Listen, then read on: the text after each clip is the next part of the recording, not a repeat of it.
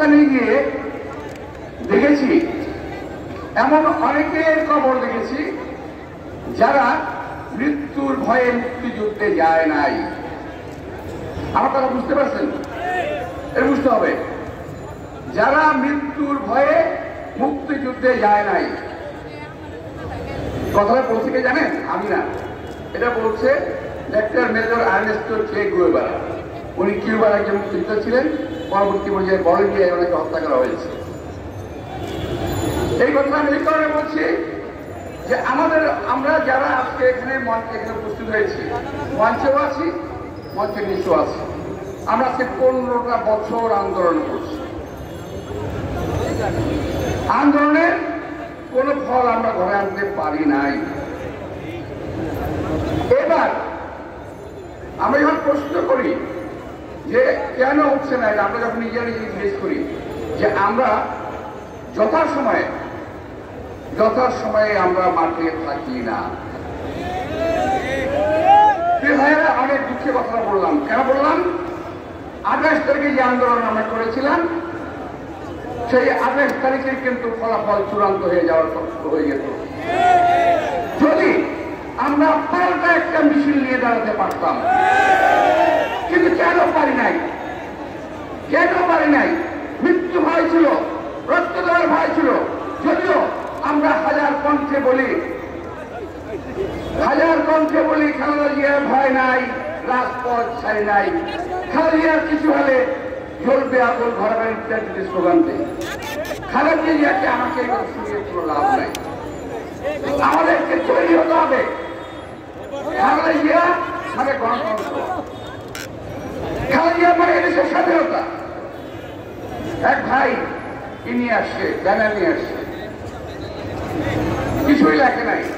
দেশনেত্রী বেগম খালেদা জিয়ার একটা ছবি, নিচে লেখা আছে খালেদা জিয়া সুস্থ হলে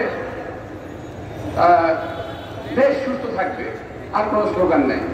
কথা তো ঠিক, খালেদা জিয়া অসুস্থ, আজকে পুরা জাতি অসুস্থ হয়ে গেছে, চোর ডাকাতে ভরে গেছে দেশ। এটা আমার বক্তব্য না, পত্রিকা খুললেই আজকাল দেখা যায়। আমাদের কিছু সাংবাদিক ভাইদের ইদানিং একটু সাহস হয়েছে বলে আমার মনে হয়। সরকার পত্রিকা লিখতে দেয় না, চুরি বাটপাড়ি কথা লিখতে দেয় না, চোরদের কথা লিখতে দেয় না, কিন্তু কিছু খবর প্রকাশ হয়ে যায়, বিশেষ করে সোশ্যাল মিডিয়ার কারণে।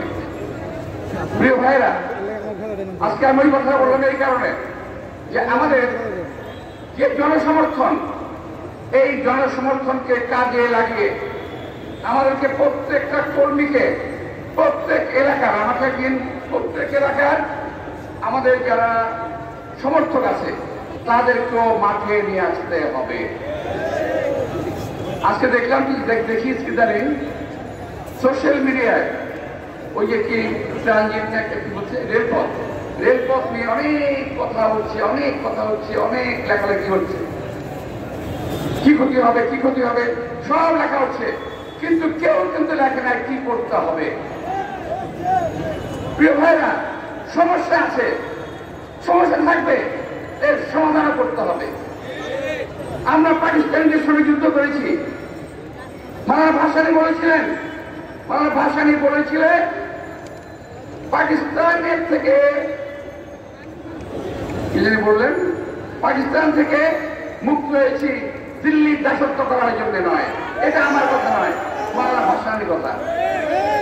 প্রিয় ভাইরা, ইদানিং এই কথার উপরে আমাদের বিরোধী দলের নেতা কিনা আমাদের কাদের সাহেব খুব হয়েছেন ভীষণ। বিএনপি ভারত বিদ্বেষী কথা বলছে। আরেকটা কথা আসতে বলছেন, বিদেশে আওয়ামী লীগের কোন প্রভু নাই, বন্ধু আছে। ডায়লগটা কিন্তু আমার নেত্রী বেগম খালেদা জিয়া প্রথম বলেন বিদেশে আমাদের কোন বন্ধু নাই, শত্রু নাই, প্রভু নাই, কিন্তু আমাদের বন্ধু আছে। কথাটা বাস্তব, এটাকেই বলেছি দেশনেত্রী বেগম খালেদা জিয়া।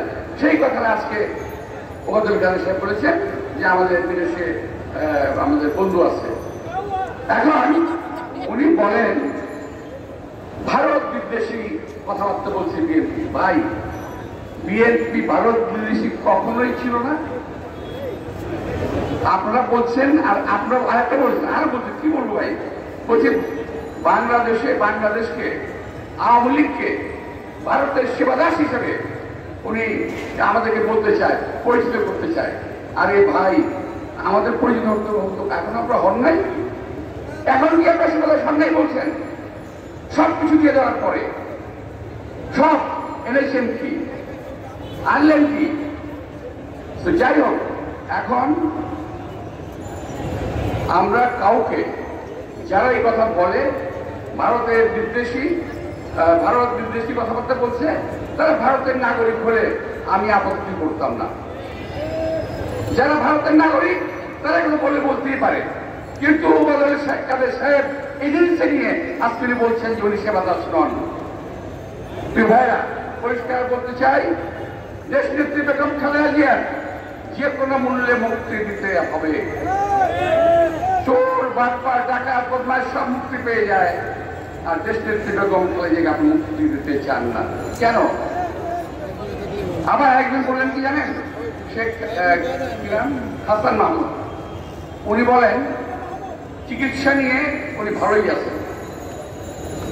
আরে ভাই, আপনার মা কিংবা আপনার স্ত্রী কিংবা আপনার বোন, আপনার দাদি নানি এরা যদি হতো কি করতেন আপনি?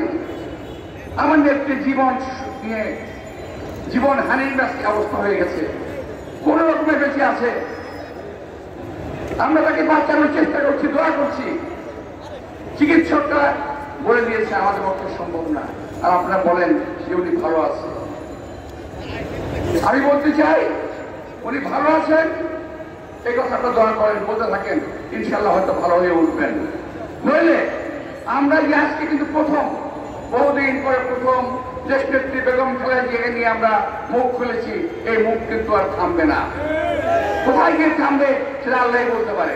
আমার প্রিয় ভাইদেরকে আমি আবার আহ্বান জানাতে চাই, দেশ নেত্রী বেগম খালেদা জিয়ার মুক্তির স্বার্থে কোনো আপোষ কোথাও কারোর সঙ্গে আমাদের হবে না। মুক্ত করে ছাড়বো ইনশাআল্লাহ। কোনো পরিস্থিতিতেই কোনো কিছু কোনো আমরা মেনে চলবো না। দেশ নেত্রী বেগম খালেদা জিয়ার মুক্তির লক্ষ্যে বিএনপি কর্মসূচি দিয়েছে, আরো কর্মসূচি আসবে। তারপরও আমরা দেশ নেত্রীকে মুক্ত করবো। আমরা চিকিৎসার কথা বলি না, এখন আমরা টায়ার্ড হয়ে গেছি। আমরা এখন অভাব, দুর্ভিক্ষ, চুরির কথা বলি না, আমরা টায়ার্ড হয়ে গেছি। এখন দেশ নেত্রী, একমাত্র দেশ নেত্রী, আমাদের ওনাকে মুক্ত করতে হবে। ওনাকে এই দেশের স্বাধীনতা সার্বভৌমত্ব বজায় রাখতে হবে। দেশ নেত্রী বেগম খালেদা জিয়ার বিকল্প কিছু নাই। একটা শেষ কথা বলতে চাই, সেটা হলো আওয়ামী লীগ এবং গণতন্ত্র কখনো একসঙ্গে চলে না। আওয়ামী লীগ আর গণতন্ত্র পাশাপাশি যায় না। আর খালেদা জিয়া বিহীন গণতন্ত্র বাংলাদেশে চলতে হবে না। গণতন্ত্র আসবে, খালেদা জিয়াও আসবে। খালেদা জিয়া বিহীন গণতন্ত্র নাই দেশে।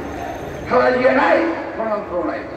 প্রিয় দেশবাসী, প্রিয় ভাইরা, ইনশাআল্লাহ নিরাশ না হয়ে আমরা আগামী দিনে আলোর পত্রিকা হাতে লাগিয়ে কিন্তু চাই, যাতে করে এই দেশ থেকে বেগম খালেদা মুক্ত করতে পারি, দেশ মাতা বেগম খালেদা মুক্ত করতে পারি, এই দেশকে আমরা মুক্ত রাখতে পারি। সবাইকে ধন্যবাদ। খোদা হাফেজ। বাংলাদেশ জিন্দাবাদ।